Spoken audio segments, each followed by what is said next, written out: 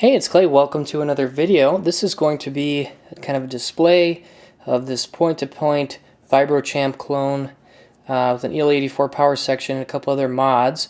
What I want to do is kind of talk a little bit about my experience with point-to-point wiring in a guitar amp and just kind of share some thoughts. If it seems like something you're interested in, maybe this can be helpful. So the first thing that I want to point out is kind of some liberal use of tagboard.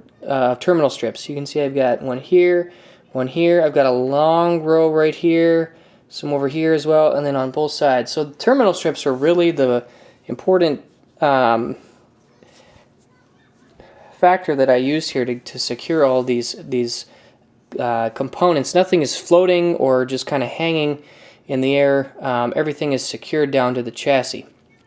Now, certain point-to-point builds might do things a little bit differently and actually try to even space this out in such a way that, for example, this is the power tube. If I space this even a little closer, I probably wouldn't even need to run this red wire between. I could just run the lead of this capacitor to this spot.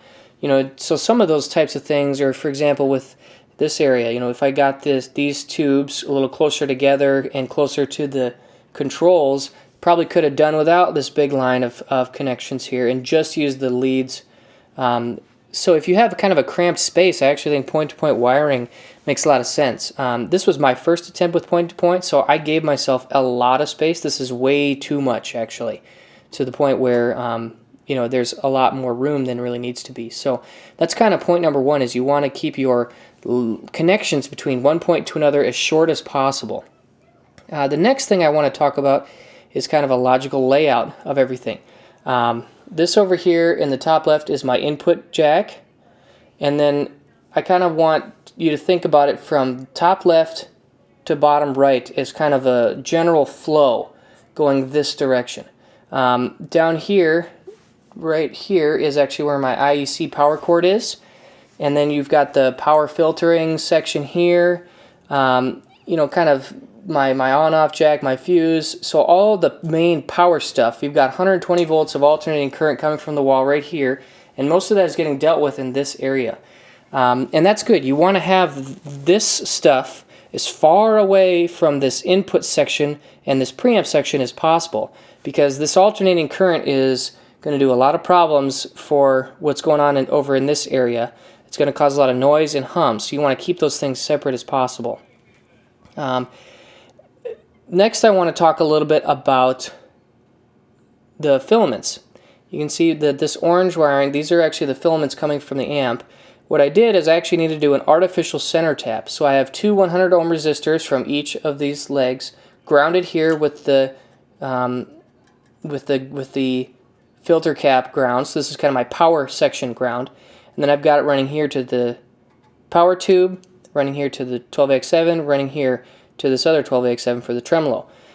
So trying to keep a tightly twisted pair, try to keep the twists going as tight as possible. You can see these twists go right up to that jack.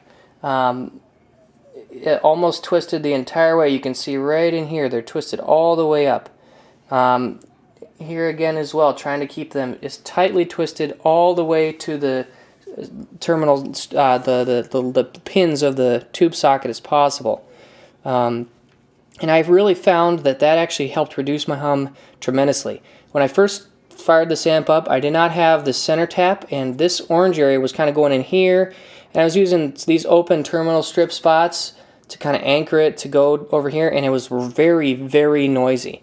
So rerouting this as I've got it, you can see preamp over here, very sensitive, so I've got a lot of the filaments as far away from as possible. Even keeping these wires over here away from this stuff, over here away from this stuff, to try to help keep that noise down. As a related note, I want to talk about grounding.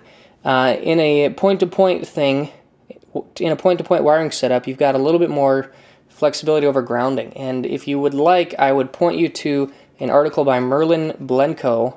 Very, very helpful for me to understand what grounding is and how to kind of structure it. So I want to point out the main grounds that I have. So the first one is this right here. This is a safety ground coming from this earth pin of my IEC power cable. Now that is really just a safety requirement, and I've got a Loctite, a toothed washer here, and with this pan, because this one is a cooking pan, it actually has a non-stick coating or whatever, so I had to sand that down to get right direct. You can see it's kind of faded right in here, to get right down to the metal. And that I've really made sure that this connection is solid, because this is a safety, to make sure that the chassis will never become charged with current. Then after that, the main concepts that I wanted to focus on was splitting the ground into kind of two sections. So this is kind of like a modified star grounding that Merlin would talk about. Basically, I've got one ground right here on this middle lug of this terminal strip, and again sanded very, very well so that it's tightly secured. And this is kind of my preamp hub. So I've got my input jack, I've got all the grounds coming off the 12AX7 for the first two triode stages. All the grounds coming from these controls are connected here and then ran back by a jumper here. So all of my preamp is really being grounded at a single spot.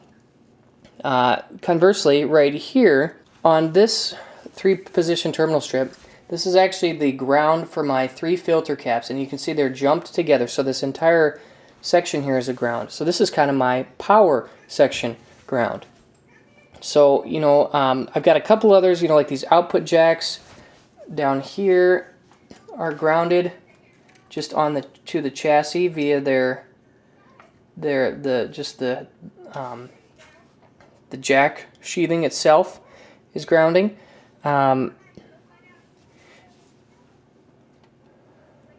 Also, I've got a ground here for the tremolo.